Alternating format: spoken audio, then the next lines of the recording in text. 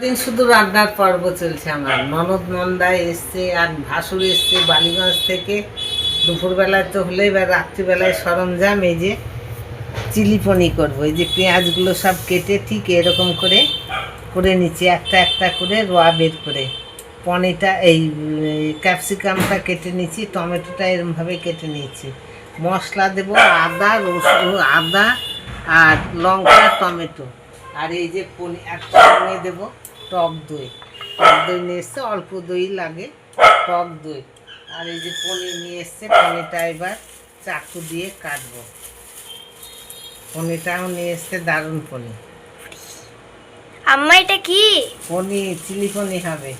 এই পনিরটা চাকু দিয়ে সুন্দরভাবে কেটে এবার আমি রান্নাটা গরম ভাতের সঙ্গে একদম জমে যাবে। গরম ভাতে না, রুটি পরোটা লুচির সঙ্গে জমে যাবে।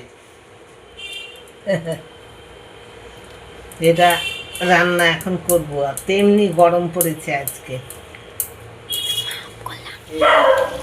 আমার পনির চিলি হয়ে গিয়েছে। কালারটা কেমন হয়েছে গরম রুটির সঙ্গে লুচির সঙ্গে দারুণ লাগবে। কমপ্লিট। এই যে এটা আমার ননদ, ননদিনী রায়বাগিনী, খুবই ভালো মানুষ, আমাদের খুব ভালোবাসে। বালিগঞ্জ থেকে এসছে। যে আজকে খুব আনন্দে গোটা দিন কাটলো। জামাইবাবু ঘরে বসে আছেন, উনি এখন খাচ্ছেন। যে কেমন হয়েছে পনির? অপূর্ব, মানে ভালো হয়েছে? দারুণ হয়েছে, দারুণ। আমি প্রথমেই বললাম ওকে যে খুব ভালো হয়েছে।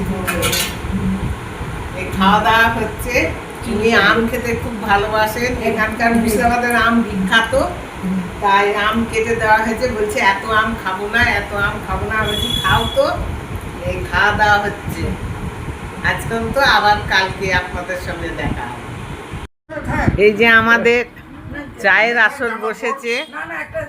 চায়ের আসরে আমার ননদ এসছে বালিগঞ্জ থেকে, জামাইবাবু, এটা আমাদের দাদা ভাসুর মশাই, সবাই মিলে চায়ের আসরে বসেছি মাটিতে।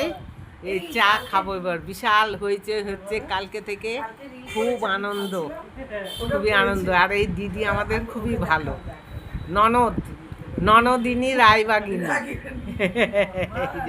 সব বসে আছি। এই যে আমাদের দিদিমণি চা নিয়ে আসছেন। এটা 2 রাউন্ড চা চলছে। জানি না জামাইবাবুদের ক রাউন্ড হলো। আমি ওইদিকে রান্নাঘরে ব্যস্ত ছিলাম টিফিনের জন্য। লুচি আর ছোলার ডাল হবে, আর আলু পোস্ত।